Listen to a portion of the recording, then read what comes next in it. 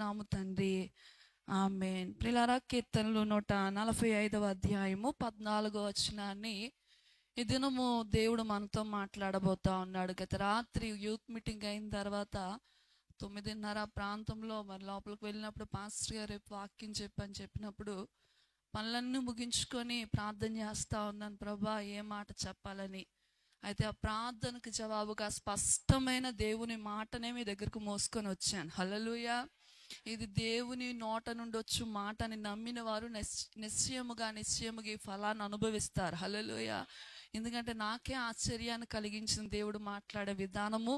సమయం లేదు గనక వాటన్నిటిని దాటిపోతూ వాక్యం దగ్గరికి వస్తా ఉన్నాను. యెహోవా పడిపోవు వారిని అందరినీ ఉద్ధరించువాడు, కృంగిపోయిన వారిని అందరినీ లేవనెత్తువాడు. మన దేవుడు ఎంత ప్రేమగల దేవుడో. హల్లెలూయా. ఇందాక కీర్తనలో కూడా ఈ వాక్యాన్ని పాస్టర్ గారు వివరిస్తూ ఆయన దీర్ఘశాంతము గలవాడని, కృపాతిశయము గలవాడని, ఆయన నిత్యము కోపించువాడు కాదని, మనుషులను అసహించుకొని చేదరించుకునే దేవుడు కాదని మనం విన్నాం. నిజమేనండి, మన దేవుడు ప్రేమగల దేవుడు. హల్లెలూయా. మన దేవుడు కృపగల దేవుడు, మన దేవుడు వాత్సల్యము గల దేవుడు. వాక్యంలో ఉంది, కోపించుచునే ఆయన వాత్సల్యమును చూపే దేవుడు అంట. హల్లెలూయా. నిజంగా ఆయన ప్రేమను ఎంత కొలిచినా మన వల్ల కాదు. ఆయన ప్రేమ కొరకు ఎన్ని పాటలు ఉన్నాయి క్రైస్తవ సమాజంలో. నిత్యము ఆయన ప్రేమను గణపరుస్తూ, ఆయన కృపను కీర్తిస్తూ ఎన్నో పాటలు మనం వింటున్నాం, వినబోతా ఉన్నాం. అయినప్పటికీ కూడా ఆ ప్రేమ జ్వాల తరగనిది. హల్లెలూయా. అంశుమతి మేరీ గారు ఒక పాట రాశారు, ఆరని ప్రేమ ఇది, ఆర్పజాలని జ్వాల ఇది. యేసయ్య దయగల దేవుడు, యేసయ్య కృపగల దేవుడు, నేను ప్రకటిస్తున్న దేవుడు, ప్రేమ చూపే దేవుడు అని ప్రకటించడానికి నేను సంతోషపడతా ఉన్నాను. హల్లెలూయా. వాక్యంలో రాయబడిన మాట, యెహోవా పడిపోవు వారిని అందరినీ ఉద్ధరించువాడు, కృంగిపోయిన వారిని లేవనెత్తువాడు. పడిపోయిన వారిని, కృంగిపోయిన వారిని. చాలాసార్లు ఈ లోకము పద్ధతి, లోకం యొక్క పరిస్థితులు మీరు గమనిస్తే, ఒక వ్యక్తి పడిపోతే మిగిలిన వారు ఏం చేస్తారు చెప్పాలి? ఒక వ్యక్తి పొరపాటున కాలు జారి పడిపోతే మిగిలిన వారు వెంటనే చేసే పని ఏంటి? పక్కుమని నవ్వుతారు. అవునా కాదా? కొంతమంది పడిపోయిన దానికంటే ప్రక్కన వారు నవ్విన దానిని బట్టి ఇంకా ఎక్కువ బాధపడతా ఉంటారు. ఈ లోకంలో పడిపోయిన వాడిని చూసి నవ్వేవారు ఉన్నారు. దావీదు అంటాడు, పడబోవు కంచును ఒరుగుచున్న గోడను ఒకడు తోసినట్లుగా కొంతమంది ప్రవర్తిస్తూ ఉంటారంట. అంటే ఇంక పడిపోవడానికి రెడీగా ఉందంటే కొంతమంది ఏం చేస్తారు? కావాలనే తోస్తారు. ఇంకా కూలిపోవడానికి రెడీగా ఉందంటే కొంతమంది కావాలనే దాన్ని కూలగొట్టడానికి ప్రయత్నాలు చేస్తారు. కానీ మన దేవుడు ఎంత గొప్పవాడంటే, పడిపోవు వారిని పైకి లేవనెత్తడం మాత్రమే కాదు కానీ వారిని ఉద్ధరిస్తాడంట. హల్లెలూయా. ఉద్ధరించడం అనే మాట చాలా సందర్భాల్లో వెటకారంగా మాట్లాడుతూ ఉంటాం. ఉద్ధరించావులే అంటే ఏదో చేసావులే అన్నట్టుగా, లేకపోతే నా కొడుకు ఉన్నాడు నన్ను ఉద్ధరిస్తాడు, నా భర్త ఉన్నాడు నన్ను ఉద్ధరిస్తాడంటే నన్ను ఒక స్థితిలో నిలవబెడతారు, నన్ను ఒక స్థాయిలో నిలవబెడతారని చెప్పి ఈ ఉద్ధరించడం అనే మాట దేన్ని సూచిస్తూ పలుకుతామంటే, నన్ను ఒక స్థితిలోనికి వారు తీసుకెళ్తారు, ఇప్పుడు ఉన్నట్టుగా నేను ఉండను, నా స్థితి వేరుగా ఉంటుందని చెప్పడానికి వాడుతూ ఉంటాం. దేవుడు అంట పడిపోయిన వారిని లేనా కూర్చో అని చెప్పి కళ్ళు మీద నీళ్ళు జల్లి, లేకపోతే నీళ్ళు పట్టి కాసేపు కూర్చోబెట్టి, బాగున్నావా, సరిగా ఉన్నావా, సరే కాసేపు పక్కన కూర్చొని వెళ్ళిపో అని చెప్పే దేవుడు కాదు. హల్లెలూయా. మంచి సమరయుడి స్టోరీ మీ అందరికీ గుర్తుంది అనుకుంటున్నాను. ఏం చేశాడంట? ఆ మార్గము గుండా చాలా మంది వచ్చారు, కానీ ఎవ్వరు కూడా ఆ వ్యక్తిని ఏం చేయలేదు, పైకి లేపలేదు. సమరయుడు వచ్చి ఆ వ్యక్తిని పైకి లేవనెత్తడం మాత్రమే కాదు, ద్రాక్షారసము నీళ్లను ఇవ్వడం మాత్రమే కాదు, గాయాలు కట్టడం మాత్రమే కాదు, తన యొక్క గుర్రం మీద గాడిద మీద ఎక్కించుకొని తీసుకువెళ్ళడమే మాత్రమే కాదంట, ఒక పూట కూలివాని ఇంటికి తీసుకెళ్ళి, ఇదిగో ఈ వ్యక్తి కోలుకునేంత వరకు కూడా నువ్వేం చేయాలి?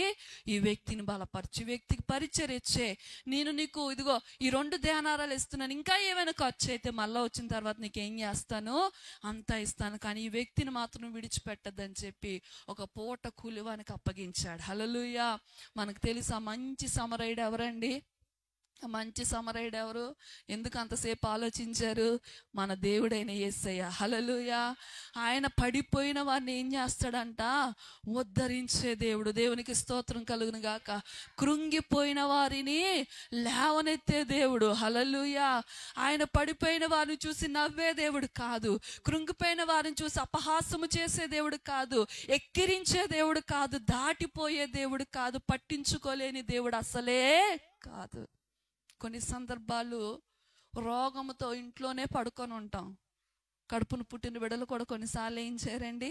పట్టించుకోరు. లేకపోతే ప్రేమించిన వారు కూడా కొన్నిసార్లు ఏమైందని అడగరు, తిన్నావా ఉన్నావా అని అడగరు, బంధువులు కనబడరు, లేకపోతే స్నేహితులు కనబడరు. కానీ యేసయ్య ఎంత గొప్పవాడంటే పడిపోయిన వారి దగ్గరికి వచ్చే దేవుడు అంట. హల్లెలూయా. కృంగిపోయిన వారి దగ్గరికి వచ్చే దేవుడు అంట. దేవునికి స్తోత్రం కలుగును గాక. నేను ఈ మాటలు ధ్యానం చేస్తూ ఉన్నప్పుడు ఇంచుమించుగా ఒక అరగంట సేపు ఏడుస్తూనే ఉన్నాను. ఏడుస్తూనే వాక్యం సిద్ధపరిచానయ్యా, నీ ప్రేమ ఎంత గొప్పది, నీ కృప ఎంత గొప్పదయ్యా, నీ జాలి ఎంత గొప్పది. నిజానికి పడిపోతున్న వాడిని అసహించుకునే లోకం, అరే బురదలో ఉన్నాడు, మురికిలో ఉన్నాడు, చెత్తలో ఉన్నాడు అని చెప్పి విడిచిపెట్టేసే లోకము. ఒకసారి నా బాగా గుర్తు, చిన్నప్పుడు నేను మా అక్క రిక్షాలో స్కూల్కి వెళ్తా ఉన్నాం. మా పెద్దమ్మ గారు కూతురు ఇద్దరు స్కూల్కి వెళ్తా ఉంటే చిన్న యాక్సిడెంట్ అయ్యింది. చిన్న యాక్సిడెంట్ అయితే నేను బాగానే ఉన్నాను, మా అన్ని బాగానే, మా అక్క ఏం చేసిందంటే కొంచెం ఎగిరిపోయింది అన్నమాట. ఎగిరిపోయి కొంచెం రోడ్డు పక్క చెట్లలోకి వెళ్ళిపోయింది. చెట్లలోకి వెళ్ళిపోయినప్పుడు ఆ రోడ్డు పక్కన అంతా చాలా గలీజ్గా ఉంది, అవన్నీ ఉంటున్నాయండి, అంటికిపోయి మొత్తం చాలా ఇబ్బంది అయిపోయింది. అయితే వెంటనే మరలా అదే రిక్షాలో వెనక్కి తీసుకుని హాస్పిటల్కి వస్తే హాస్పిటల్లో డాక్టర్ చిచ్చి బయట తీసుకెళ్ళిపోండి, ముందు శుభ్రంగా ఆమెకి స్నానం చేసి తీసుకురండి, అప్పుడు కానీ నేను ఏం చేయను, ట్రీట్మెంట్ చేయను. రక్తాలు కారిపోతా ఉన్నాయి. చిన్న పిల్ల, మహా అయితే ఒక 12-13 సంవత్సరాల వయసులో ఉన్న అమ్మాయి. డాక్టర్ అంటుంది బయట తీసుకెళ్ళిపో. నాకు ఇప్పటికా డాక్టర్ పేరు కూడా గుర్తే, కష్టమైన పేరు. బయట తీసుకెళ్ళిపోండి అని చెప్పి అసలు ఇంటికి తీసుకెళ్ళి మళ్ళా స్నానం చేపించి వచ్చినంత వరకు ట్రీట్మెంట్ చేయలేదండి. యేసయ్య కుష్టి వారిని చేత్తో పట్టుకొని ఏం చేశాడంట? బాగు చేశాడు. హల్లెలూయా. ఆయన లాంటి పరిశుద్ధుడి లోకంలో ఇంకొకరు ఎవరు లేరు. మేబీ ఈరోజు ఈ మాటలు వింటున్నావు, నువ్వు రోగముతో కృంగిపోయి ఉన్నావో నాకు తెలియదు, లేకపోతే పాపంలో పడిపోయి ఉన్నావో లేదో తెలియదు, లేకపోతే వ్యాధుల్లో బాధల్లో రకరకాల పరిస్థితుల్లో పడిపోయి ఉన్నావేమో, కృంగిపోయి ఉన్నావేమో. వాక్యంలో గడిచిన దినాల్లో పాస్టర్ గారు వారు కోరిన రేవునకు ఆయన వారిని నడిపించునన్న మాట చెప్తూ ఆ పై వచనాల్లో రాయబడుతుంటది. వారు దోణెను నడిపించుటలో, మార్కు సువార్తలో ఉంటది, వారు దోణెను నడిపించుటలో మిక్కిలి ఏం చేశారంట? కష్టపడ్డారు. చాలా ఆ మాట దగ్గర చాలా ఏడ్చాను. ప్రభు సన్నిధిగా రత్న కూర్చున్న ప్లేస్లో కూర్చున్నాను ఆ రోజు శుక్రవారం. చాలా నిజమేనైనా మేము మిక్కిలి కష్టపడుతున్నాం, సేవ చేస్తున్నాం, కానీ ఒకరోజు వాక్యం చెప్తున్నాం, కానీ కొండ ఎక్కుతున్నాం, కానీ మేము మిక్కిలి కష్టపడుతున్నాం. ఎప్పుడయ్యా మా కాడి సులువు అవుతుంది, ఎప్పుడయ్యా ఈ పరిస్థితుల నుంచి బయటకు వస్తాయి, ఎప్పుడయ్యా మేము కోరిన రేవునకు నువ్వు మమ్మల్ని నడిపిస్తావు. నిజమే, ఈరోజు చాలాసార్లు విసిగిపోయిన పరిస్థితులు. ఏ పరిస్థితులు అండి? విసిగిపోతూ ఉంటాం. కొన్ని పరిస్థితుల్లో ఇంకా మనసంతా కూడా అదొక రకంగా అయిపోయి ఇంకింతే పరిస్థితి అని చెప్పి కృంగిపోతూ, దుఃఖపడిపోతూ, బాధపడిపోతూ, ఎవరికి చెప్పలేక నవ్వు ఒక వ్యసనంలా మారిపోద్ది. నవ్వు ఎలా మారిపోద్దండి? నేను ఒక చోట చదివాను, ఎక్కువగా అస్తమాను చిన్నదానికి పెద్దదానికి నవ్వేవారంట వాడి హృదయంలో లోతైన గాయం ఉంటుందట. చిన్నదానికి పెద్దదానికి నవ్వేవారంట, వారి హృదయంలో ఏముంటుంది? ఆ లోతైన గాయాన్ని ఈ నవ్వుతో వారు ఏం చేస్తారు? అది నిజమైన స్మైల్ కాదు. అది ఏ స్మైల్ తెలుసా? Fake smile. అంటే తమ బాధను చెప్పుకునే స్నేహితులు, లేకపోతే పంచుకొని అర్థం చేసుకునే వారికి దొరకక వారు ఏం చేస్తారంటే అలా అలవాటు పడిపోతూ ఉంటారు. బైబిల్లో కొంతమందిని మీకు చూపిస్తాను. మనందరికీ తెలుసు అబ్రహాం. ఒకసారి ఆది కాండము 15వ అధ్యాయము 1 నుంచి చదవండి ఒకసారి. ఇది జరిగిన తర్వాత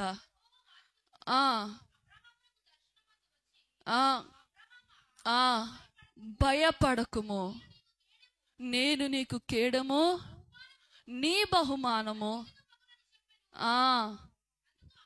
అందుకు అబ్రహాం ఏమన్నాడంట? ప్రభువైన యెహోవా, సరిగ్గా చదవాలి అది. నాకేమి ఇచ్చినా ఏమి. చాలు, అందరూ తలల పైకెత్తారు. ఇది జరిగిన తరువాత, జాగ్రత్తగా నేను చెప్పిన 2 మాటల మీద మీ దృష్టి పెట్టండి. ఇది జరిగిన తర్వాత నాకేమి ఇచ్చినానేమి. ఇది జరిగిన తర్వాత నాకేమి ఇచ్చినానేమి. సరే, ఏది జరిగిన తర్వాత?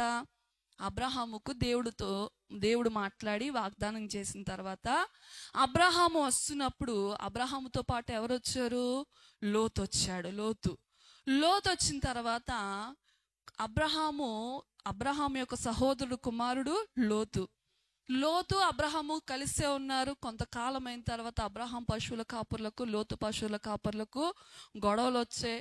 లోతు అబ్రహామును విడిచిపెట్టి వెళ్ళిపోయిన లోతు మీదకి కొంతమంది రాజులు, లేకపోతే లోతున్న ప్రాంతం మీదకి యుద్ధానికి వచ్చారు. లోతు కుటుంబాన్ని, లోతు యొక్క సమస్తాన్ని పట్టుకుని వెళ్ళిపోయారు. ఇది విన్న అబ్రహాము తన దగ్గర ఇంట పుట్టి అలవర్చబడిన 318 మందిని తీసుకుని యుద్ధానికి వెళ్ళి లోతుతో పాటు మిగిలిన రాజులందరినీ, ఆ సొదొమ రాజులందరినీ విడిపించుకొని తీసుకొని వచ్చాడు. సరే అయ్యా, ఎంత మేలు చేసావు, నీ నుంచి దూరం వెళ్ళిపోవడం వల్ల నాకు ఈ కష్టం వచ్చింది, మరలా నువ్వు ఉండబట్టే నేను క్షేమంగా ఉన్నాను తండ్రి అబ్రహామా, మరలా నీ దగ్గరకు వచ్చేస్తానని చెప్పి లోతు రాలే, మరలా వెళ్ళిపోయాడు. వెళ్ళిపోయిన తర్వాత అబ్రహాం దుఃఖంతో వేదనతో ఉన్నాడు. ఎందుకంటే అబ్రహాముకి పిల్లలు లేరు. తన సహోదరుడు కుమారుడు లోతు పోలే తన కుమారుడుగా ఉంటాడేమో. దేవుని వాగ్దానం ఉన్నప్పటికీ కొంత బలహీనతలు మనకు కనబడతా ఉంటాయి. అబ్రహాంలో నా కుమారుడుగా లోతు ఉంటాడేమో అనుకున్నాడు, కానీ లోతు ఏమైపోయాడు? దూరం అయిపోయాడు. ఈ వేదనలో, ఈ చింతలో, ఈ బాధలో, ఈ దుఃఖంలో ఉన్నప్పుడు ఇది జరిగిన తర్వాత దేవుడు ఎవరితో మాట్లాడుతూ ఉన్నాడంట? అబ్రహాముతో. కృంగిపోయి ఉన్నాడు, వేదనతో ఉన్నాడు. నా నుంచి దూరంగా వెళ్ళిపోయాడు. కనీసం నేను వెళ్ళమంటే ఎక్కడికి వెళ్తాను తండ్రి, నీ దగ్గరే ఉంటానని అనలేదు. సరే అని చెప్పి మరలా కష్టంలోంచి తీసుకొచ్చిన తర్వాత కూడా నా దగ్గరికి వస్తానని అనలేదు. నా కడుపును పుట్టిన బిడ్డ అయితే అలా నన్ను విడిచిపెట్టి వెళ్ళిపోతాడా? నా కొడుకులా పెంచుకున్నానే, నాకు ఇంకా నా బిడ్డలు లేరా అన్నట్టుగా బాధపడతా ఉంటే, ఈ సంగతులు జరిగిన తర్వాత దేవుడు ఎవరి దగ్గరికి వచ్చాడంట? అబ్రహాం ఫుల్ డిప్రెషన్లో ఉన్నాడండి, ఫుల్ వేదనలో ఉన్నాడు, చాలా బాధలు. అందుకే అంటాడు, నీవు నాకేమి ఇచ్చినా ఏమి, నేను సంతానము ఏమిచ్చినా ఎందుకు ప్రభా, నాకేమి. ఈరోజు ఈ ప్రశ్న చాలా మందిలో, నాకేమిచ్చిన ఎందుకు నాయన, ఆరోగ్యము లేదు. నాకేమిచ్చిన ఎందుకయ్యా, మనశ్శాంతి లేదు. నాకేమిచ్చిన ఎందుకయ్యా, నా బిడ్డల బ్రతుకులు పాలేవు. నాకేమిచ్చిన ఎందుకయ్యా, ఎప్పుడు తిప్పలే, ఎప్పుడు కష్టాలే. నాకేమిచ్చిన ఎందుకయ్యా, నా భర్తలో ప్రేమ లేదు. నాకేమిచ్చినా ఏమయ్యా, నా కుటుంబంలో రక్షణ లేదు. కొంతమందిలో ఈ మనసు ఉంది. పరిశుద్ధాత్మ దేవుడు నీతోనే మాట్లాడుతూ ఉన్నాడు. హల్లెలూయా. అబ్రహాము కృంగిపోయి ఉన్నాడు. తర్వాత అంటాడు, ఇది సరే లోతు అవ్వలేదు కదా, ఇప్పుడు ఎవరిని చూసుకున్నాడు? ఎలియాజు. నా ఇంటి పెద్ద దాసుడే నాకేమైపోతాడు చెప్పాలి? నా ఇంటి పెద్ద దాసుడే నా ఆస్తికి వారసుడే. ఆల్టర్నేటివ్స్ ఎదుక్కుంటున్నాడు. అయితే లోతు, లేకపోతే ఎలియాజరు, లేకపోతే ఇష్మాయేలు. చెప్పాలి, అయితే లోతు, లేకపోతే ఎలియాజరు, కాకపోతే ఏదో రకంగా లోటును భర్తీ చేసుకుందాం, ఏదో రకంగా సమస్య నుంచి బయటకు వచ్చేద్దాం, ఏదో రకంగా ఈ పరిస్థితుల్లోంచి బయటకు వచ్చేద్దాం అనుకుంటున్నాడు. కానీ దేవుడు అంటాడు, లోతు కాదు, ఇంకా ఎలియాజరు కాదు, ఇంకా ఇష్మాయేలు కాదు, నేను వాగ్దానము చేసినట్టుగా షారా కడుపులో పుట్టిన వాడే నీకు వారసుడవుతాడు.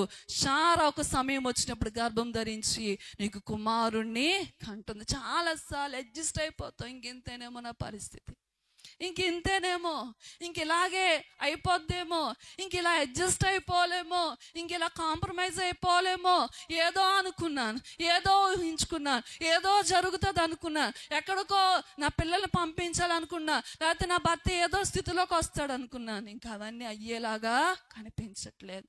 బ్రతికినంతకాలం ఇంకా ఇలా బ్రతికేయడమే, జీవించినంతకాలం ఇంకా ఇలా సరిపెట్టేసుకోవడమే అని అబ్రహాములా మేబీ దుఃఖంతో, వేదనతో ఈ మాటలు వింటున్నట్లయితే పరిశుద్ధాత్మ దేవుడు నీతోనే మాట్లాడుతూ ఉన్నాడు. నీవు సరిపెట్టుకోవాలనుకున్న ఆయన సరిపెట్టే దేవుడు కాదు. హల్లెలూయా.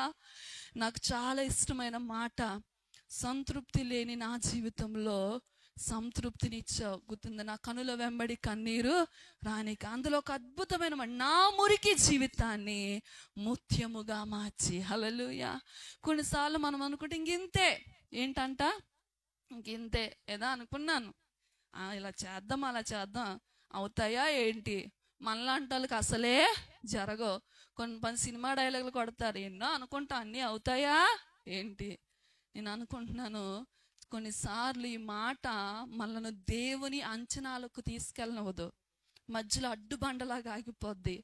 అబ్రహాము లోతును చూశాడు, ఎలియాజును చూశాడు, ఇంకా లేకపోతే ఇష్మాయేల్ని చూసి వీళ్ళతో సరిపెట్టేసుకుందాం, వీళ్ళతో అడ్జస్ట్ అయిపోదాం, కడుపును పుడితేనే శారమ్మ కంటేనే కుమారుడా అని ఒక రకమైన దుఃఖంలో వేదంలో ఉంటూ అంటాడయ్యా నువ్వు నాకు ఏమిచ్చినా ఏమయ్యా, నేనేమైపోతున్నాను, సంతానము లేనివాడనైపోతున్నాను. ఒకసారి మోషే దగ్గరికి వద్దామా? అపోస్తుల కార్యములు 7:35 7:35 త్వరగా చదవాలి. నిన్ను నియమించిన వాడెవడని,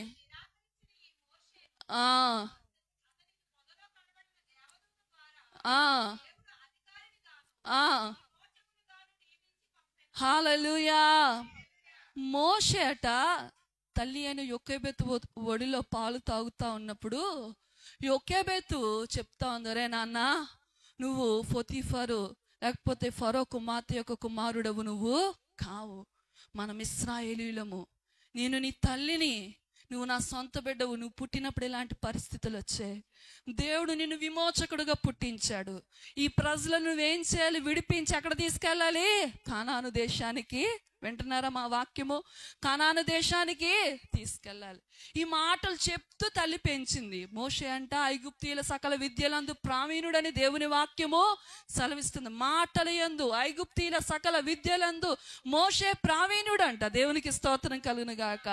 ఒకరోజు ఈ మోషే ఎదిగాడు, తన యొక్క ప్రజలు ఇశ్రాయేలీల వేదన చూడడానికి వెళ్ళాడంట. వెళ్ళినప్పుడు ఒక ఇశ్రాయేలుడు ఒక ఐగుప్తీయుడు కొట్టుకుంటా ఉంటే ఇశ్రాయేలీని పక్షాన వహించి ఐగుప్తుని చంపి భూమిలో పాతి పెట్టాడు.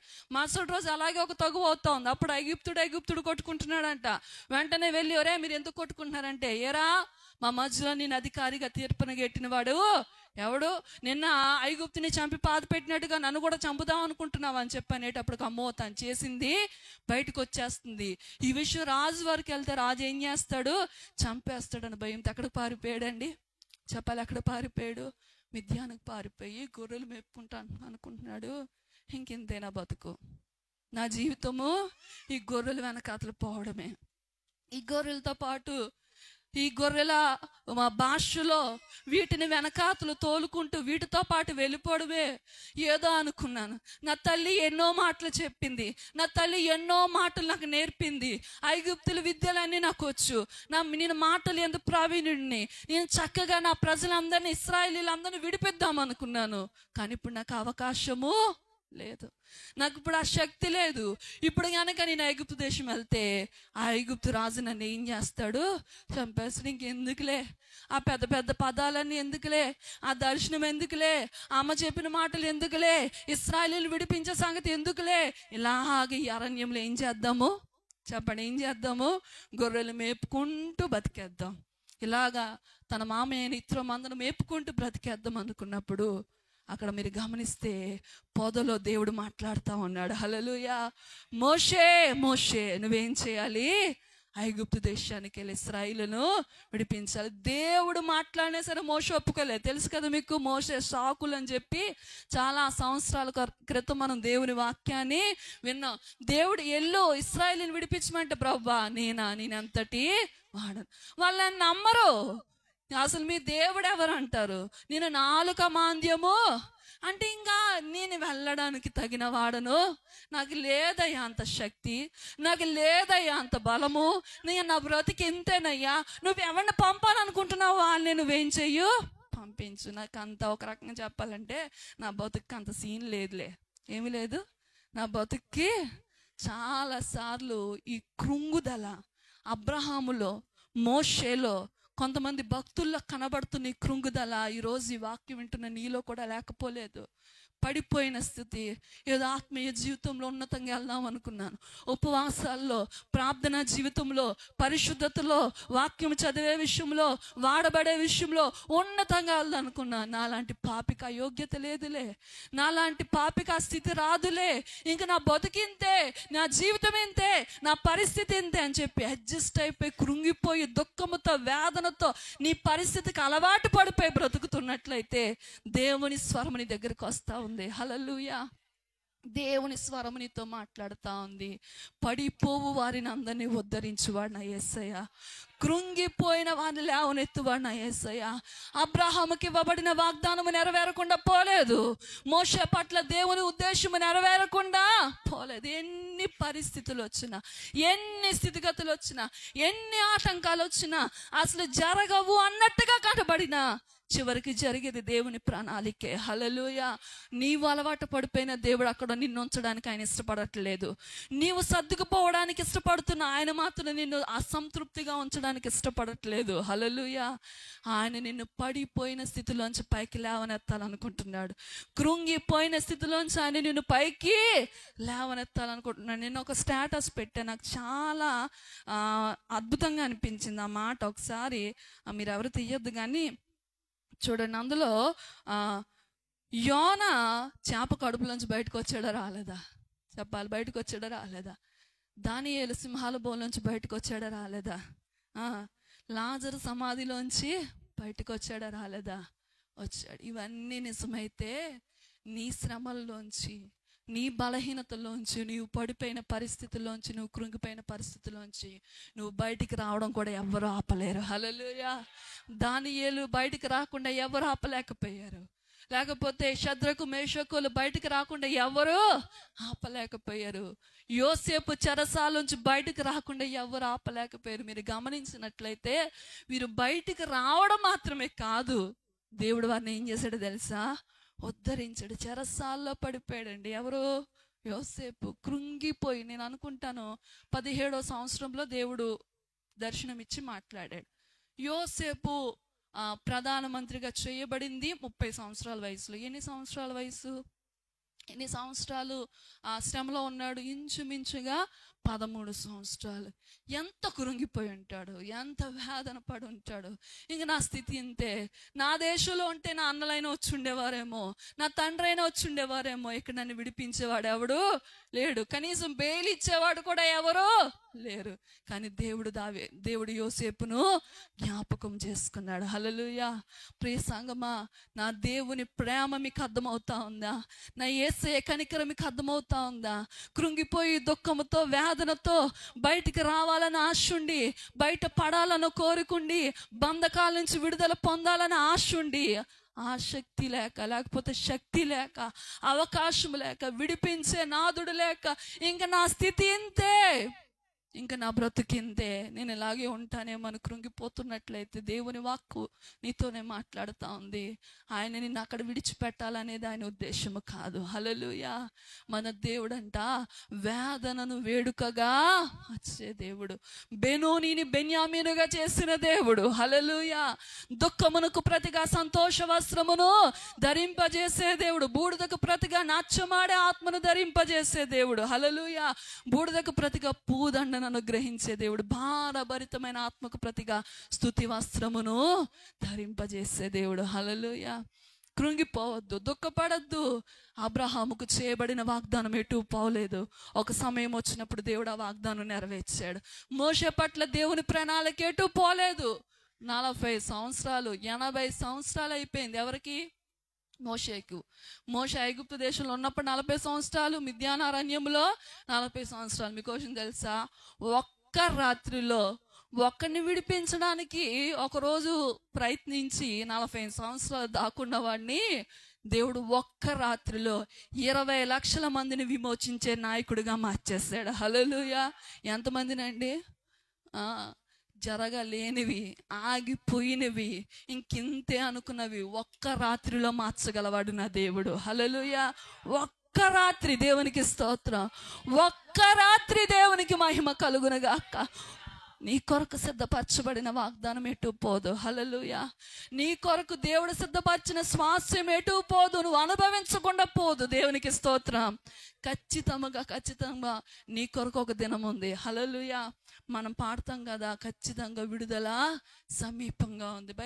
బైబిల్లో సమయం లేదు కనుక కొంతమంది నేను త్వరగా చూపిస్తాను. రెఫరెన్స్లు రాసుకోండి, ఇంటికి వెళ్ళినాక చదువుకోండి.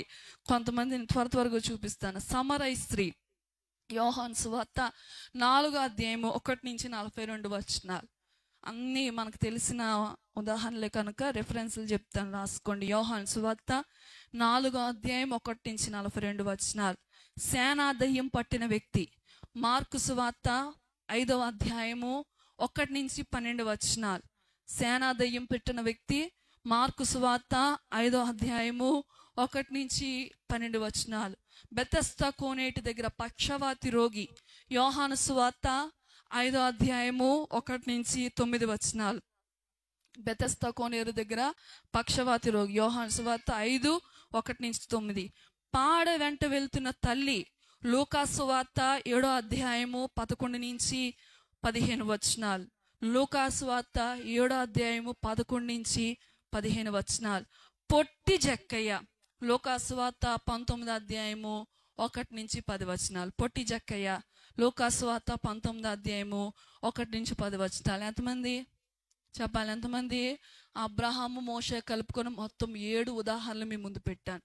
7 ఉదాహరణలు. సమరయ స్త్రీ, సేనా దయ్యం పట్టిన వ్యక్తి, బెతెస్దా కోనేటి దగ్గర పక్షవాతి రోగి, పాడ వెంట వెళ్తున్న తల్లి, తన కుమారుడు చనిపోతే ఏకైక కుమారుడు చనిపోయి నాయన విధవరాలు ఆ స్టోరీ. తర్వాత పొట్టి జక్కయ్య. వీరిని అందరినీ ఒకసారి మీరు ఇంటికి వెళ్ళిన తర్వాత బైబిల్ తీసి చదవండి. సమయం ఆల్రెడీ 9:15 అయిపోయింది. హల్లెలూయా. సరే, తలలు పైకెత్తండి. వీళ్ళందరూ ఈ లిస్ట్ అంతా ఎందుకు ప్రిపేర్ చేశాను తెలుసా? వీళ్ళు యేసే దగ్గరికి వెళ్ళలే. చెప్పండి. వీళ్ళు యేసే దగ్గరికి వెళ్ళలేదు. వీరి కోసం ఎవరు యేసైకి రికమెండేషను చెయ్యలేదు. వీరి కోసం ఎవరు యేసైకి, కనాను స్త్రీ తన కుమార్తె కొరకు ప్రార్థన చేసింది. ఒక అధికారి, ఒక శతాధిపతి తన దాసుడి కొరకు ఏం చేశాడు? ప్రార్థన చేశాడు. ఇలా కొంతమంది రికమెండేషన్ చేశారు. కొంతమంది రోగుల కొరకు యేసే దగ్గరికి వచ్చి, కొంతమంది వారే స్వయంగా యేసే దగ్గరకు వచ్చి, గ్రుడ్డివాడు దావీదు కుమారుడా నన్ను వినాలి, దావీదు కుమారుడా నన్ను కరుణించని చెప్పి ప్రార్థన చేశాడు. అంటే తనకు తానుగానే వెళ్ళాడు. 12 సంవత్సరాల నుంచి రక్తస్రావముతో బాధింపబడుతున్న స్త్రీ తనకు తానుగానే యేసయ్య దగ్గరికి వెళ్ళి అంగి అంచులు ముట్టింది. ఇప్పుడు నేను మీకు ఇచ్చిన ఈ లిస్ట్ ఉందే, ఈ లిస్ట్లో పొట్టి చెక్కయ్య కానీ, సమరయ స్త్రీ కానీ, బెతెస్దా కోనేడు దగ్గర పక్షవాతి రోగి కానీ, సేనా దయ్యం పట్టిన వాడు కానీ, పాడ వెంట వెళ్తున్న తన కుమారుడి పాడ వెంట వెళ్తున్న నాయన విధవరాలు కానీ, వీరెవ్వరు యేసయ్య దగ్గరికి వెళ్ళలే. వీరి కొరకు ఎవరు యేసయ్యకి రికమెండేషన్ కూడా చేయలే. వారు దుఃఖంలో ఉన్నప్పుడు, వేదనలో ఉన్నప్పుడు వారిలో ఉన్న ఆశను ప్రభు గ్రహించి వారి దగ్గరికి వెళ్ళాడు. హల్లెలూయా. ఆ బెతెస్దా కోనేడు దగ్గరికి ఆ రోగంతో ఉన్న వ్యక్తి దగ్గరికి వెళ్ళి అంటాడు, యేసయ్య 38 సంవత్సరాలు. ఎన్ని సంవత్సరాలు అండి? ఇలా అంటాడు, స్వస్థపడగోరుచున్నావా అని అడిగాడు. ఎంత వేదన అనుభవించాడు ఒకసారి ఆలోచన చెయ్యండి. ఎంత వేదన అనుభవించుంటాడు. ఎండకి ఎండుతూ, వానకు తడుస్తూ, ఏదో ఆ దేవదూత వచ్చి నీళ్లు కదిలిస్తా ఉన్నప్పుడు మొదట దూకాలనుకుంటున్నాడు. కానీ ఈ లోపల ఎవరో ఒకరు ఏం చేస్తున్నారు? కట్టుకున్న భార్య రాలే, కడుపును పుట్టిన బిడ్డలు రాలే, ఇరుగు పొరుగు వారు ఎవ్వరు వచ్చి సహాయం చేయట్లా. ఏంటి నా పరిస్థితి? ఏం తిన్నాడో, ఏం త్రాగాడో, ఎంత దుఃఖమైన పరిస్థితిలో ఉన్నాడు. యేసయ్య వచ్చి, అయ్యా స్వస్థపడగోరుచున్నావు అన్నప్పుడు, అవునయ్యా నేను దూకుదాం అనుకుంటున్నాను కానీ నన్ను పైకి లేవనెత్తేవాడు ఎవడు? 38 సంవత్సరాల నుంచి ఇక్కడే ఉన్నాను. 38 సంవత్సరాల నుంచి ఇదే దరిద్రం అనుభవిస్తున్నాను. స్వస్థపడాలనుకుంటున్నాను కానీ దేవదూత వచ్చి నీళ్ళు కదిలిస్తుంది, ఆశ వస్తూ ఉంది, విడుదల వస్తుందేమో అని చెప్పి ఆశపడతా ఉన్నాను. నా ఆశలన్నీ ఏమైపోతున్నాయి? నిరాశ అయిపోతుంది. నాకు దుఃఖమే మిగులుతుందయ్యా. 38 సంవత్సరాల నుంచి ఇదే దరిద్రాన్ని నేను అనుభవిస్తున్నాను. ప్లీజ్ నన్ను స్వస్థపరచు అంటే యేసయ్య అన్నాడు, వెంటనే నీ పరుపెత్తుకొని నువ్వు పొట్టి జక్కయ్య వచ్చాడంట. యేసయ్యను చూడాలనుకున్నాడు, యేసయ్యను కలవాలనుకున్నాడు. తన బలహీనతలు గుర్తొస్తున్నాయి. పొట్టివాడు, పాపి, నాలాంటి పాపి దగ్గరికి ఆ పరిశుద్ధుడు రాడేమో అనుకొని చెట్టు ఎక్కాడంట. యేసయ్య వచ్చి, జక్కయ్యా దిగు, నేను ఎక్కడికి వస్తాను, నీ ఇంటికి వస్తాను. ఎంత ప్రేమ కలిగిన దేవుడండి. పాపములో పడిపోయిన జక్కయ్యని యేసయ్య ఏం చేయలేదండి, విడిచిపెట్టలే. ఆ జక్కయ్యని ఉద్ధరించాడు. హల్లెలూయా. ఆ యొక్క పక్షవాతి రోగిని ఉద్ధరించాడు. సమరయ స్త్రీ బ్రతుకు భయంకరమైన బ్రతుకు. ఆ ఉదయం లెగిస్తే అందరూ ఉమ్ములూసే బ్రతుకు, అందరూ పాపిస్తుదానం అని చెప్పి తిట్టే బ్రతుకు, దూషించే బ్రతుకు. ఎవరికి కనబడకుండా మధ్యాహ్నం పొట్టేలు నీళ్ళు తెచ్చుకుందాం అనుకుంది. అలాంటి పరిస్థితుల్లో యేసయ్య వెళ్ళాడు, ఆమెతో మాట్లాడాడు. ఆమె జీవితం ఏమైపోయిందంట, మారిపోయింది. ఆమె మాట వింటేనే అసహించుకునేవారు, ఆమె మాటను బట్టి ఇప్పుడు ఎక్కడికి వస్తా ఉన్నారు, యేసయ్య దగ్గరికి వస్తా ఉన్నారు. సమరయ స్త్రీ జీవితాన్ని యేసయ్య ఉద్ధరించాడు. హల్లెలూయా, హల్లెలూయా. సేనా దయ్యం పట్టిన వ్యక్తి, ఎవరు ఆ వ్యక్తిని ఏం చేయలేకపోయారంట, సాధు చేయలేకపోయారు. తను గాయపరుచుకుంటున్నాడు, సమాధిలో దొరులుతా ఉన్నాడు. తల్లిదండ్రులు, ఊరివారు ఎవరు కూడా ఆ వ్యక్తిని బాగు చేయలేకపోయారు. ఎవరు పిలవలేదండి ఆ వ్యక్తి దగ్గరికి, ఎవరు ఆ వ్యక్తిని గుర్తించలేదండి. నా యేసయ్య వెళ్ళాడు అక్కడికి. హల్లెలూయా.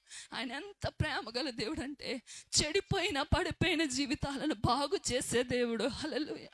ఎవ్వరు పట్టించుకోలేని జీవితాలు, ఎవ్వరు ఖాతరు చేయలేని జీవితాలు, ఇంకెంతైనా పరిస్థితి, ఇంక నా బ్రతికింత అని సరిపెట్టేసుకున్న వారి జీవితాలలోకి వెళ్ళి చీకటిని తొలగించి వెలుగుతో నింపే దేవుడు. హల్లెలూయా. గాయాలను కట్టే దేవుడు. దేవునికి మహిమ కలుగునుగా. ఆయన లాంటి ప్రేమ గల దేవుడి లోకంలో ఎక్కడ మనకు దొరకడండి. ఒక తల్లి అంట, ఏకైక కుమారుడు చనిపోయాడు, భర్త లేడు. తన కుమారుడు, యవ్వన కుమారుడు చనిపోయాడు. ఏం చేయాలి అర్థంగా గుండ్లు బాదుకుని ఏడుస్తా ఉంది ఆ తల్లి, ఏడుస్తా ఉంది ఆ తల్లి. ఆ తల్లిని చూసేసే కనికరపడి వెళ్ళి ఆ పహాడుని ముట్టినప్పుడు కుమారుడు లేచి కూర్చున్నాడంట.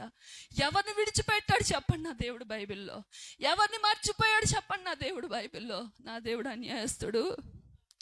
నీకు చేయబడిన ప్రతి వాగ్దానము తప్పనిసరిగా ఒకరోజు నెరవేర్చబడబోతా ఉంది.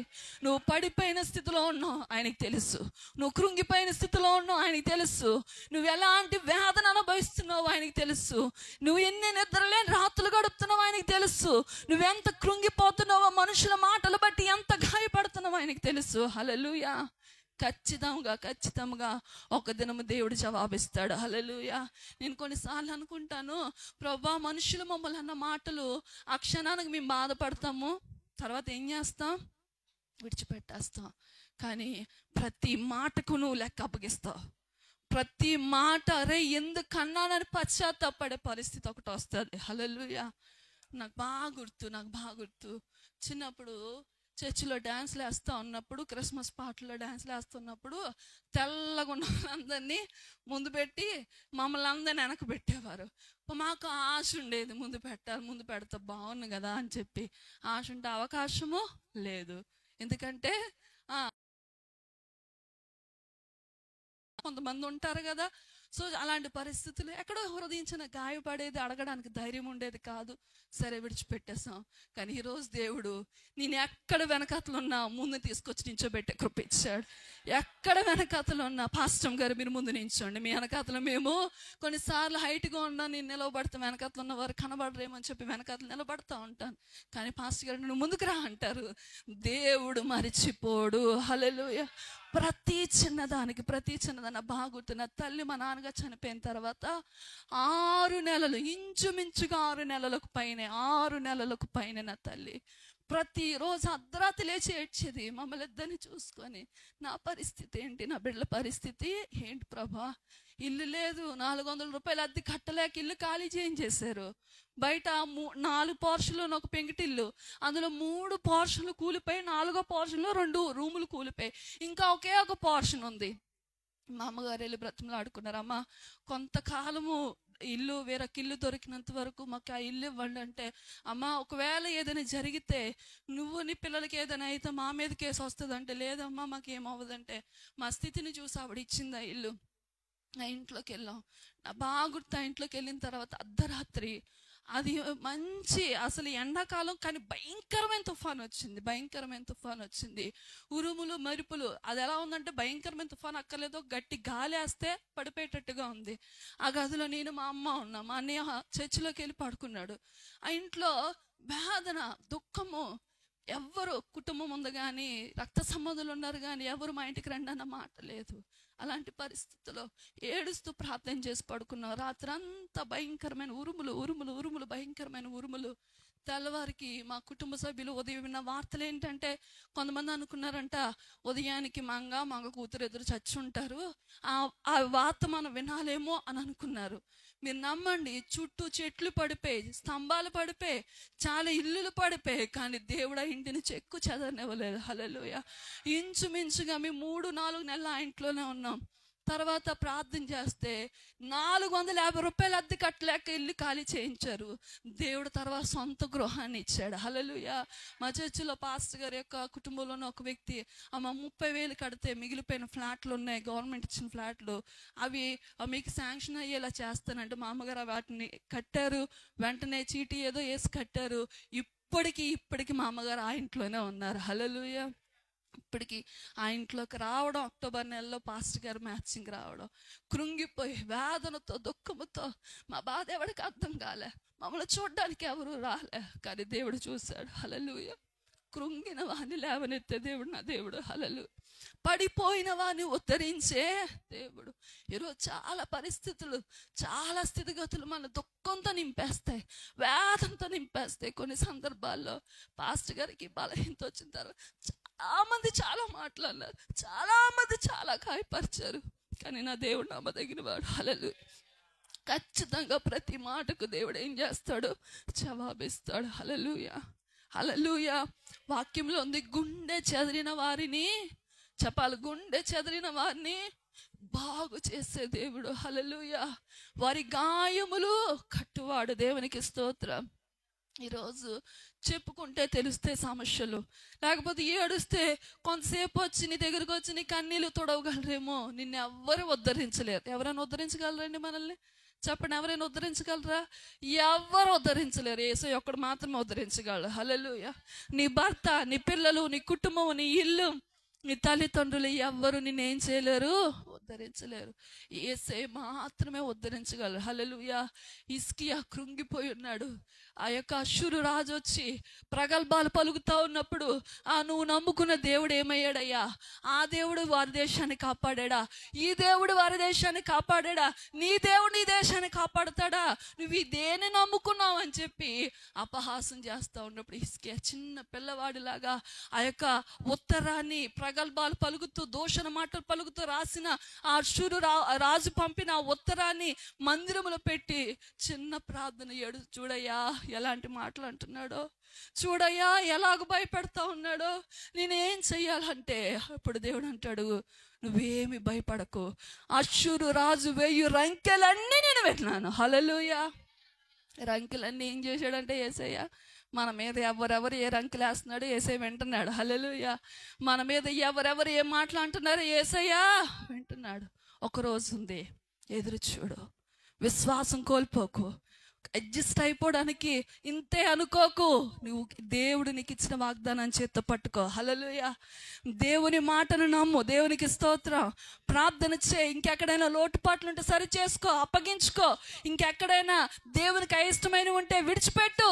దేవుని చిత్తంలోకి వచ్చే, దేవుని ప్రణాళికలోకి వచ్చే, దేవుడికి నచ్చినట్టుగా బ్రతుకు. నీకివ్వబడిన వాగ్దానము, నీకు చేయబడిన వాగ్దానము నిశ్చయముగా నెరవేరుతుంది.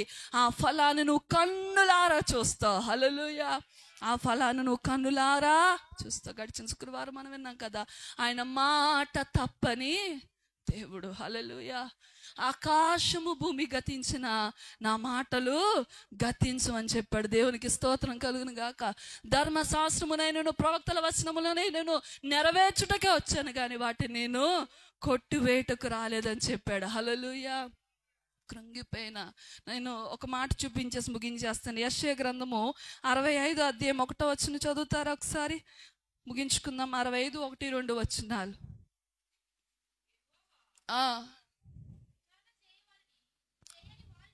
జాగ్రత్తగా చదవాలి.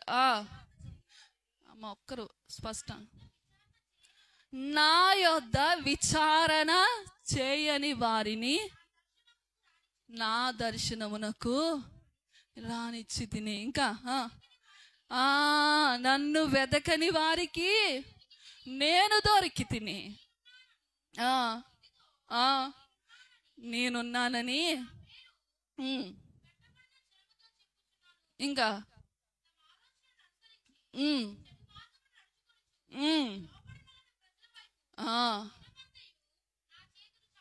హల్లెలూయా, హల్లెలూయా. గట్టిగా రెండు చేతుల పైకి ఎత్తి దేవునికి స్తుతిద్దాం. హల్లెలూయా. నన్ను వెతకని వారికి నేను, సమరశ్రీ వెతికిందా?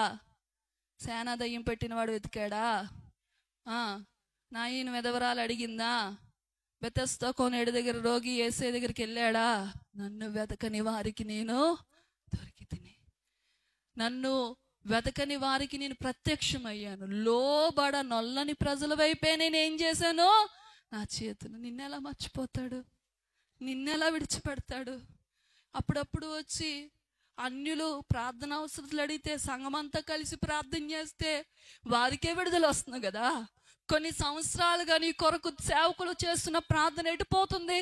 కొన్ని సంవత్సరాలుగా నీ కొరకు సేవకులు కారుస్తున్న కన్నీరు, నువ్వు ఏడుస్తున్న కన్నీరు, లేకపోతే నువ్వు చేసిన విజ్ఞాపనలు ఎటుపోతాయి? ఖచ్చితంగా దేవుడు జవాబిస్తాడు. ఖచ్చితంగా కృంగిన నిన్ను ఆయన పైకి లేవనెత్తుతాడు. హల్లెలూయా. ఇదే మాట కీర్తన గ్రంథంలో చాలాసార్లు ఉంటుంది. 146:7, 147:3, 142:6, 3వ వచనంలో కూడా రాయబడుతుంది. ఆయన కృంగిపోయిన వారిని లేవనెత్తే దేవుడు. హల్లెలూయా. పెంట కుప్పల మీద నుండి దీనులను పైకి లేవనెత్తే దేవుడు. ఎంతమంది నమ్ముతున్నారు? ఎంతమంది నమ్ముతున్నారు? బిడా కృంగిపోకు. దేవుడు నిన్ను పైకి లేపబోతా ఉన్నాడు. దేవుడు నీ కొమ్మున ఆనంద తైలముతో నింపబోతా ఉన్నాడు. దేవుడు నిన్ను గణపరచబోతా ఉన్నాడు. నీ వేదనను వేడుకగా మార్చబోతా ఉన్నాడు. నీ దుఃఖమును నాట్యముగా మార్చబోతా ఉన్నాడు. నమ్మకముగా ఉండు, ఎటు పోవద్దు, మనుషుల ప్రయత్నాలు దేవునికి అప్పగించుకో, దేవునికి విధేయత చూపు. ఖచ్చితముగా నీ స్వాస్థ్యాన్ని అనుభవిస్తావు. ఈ కొద్ది మాటలు దేవుడు మన వినికిడిలో దీవించును గాక.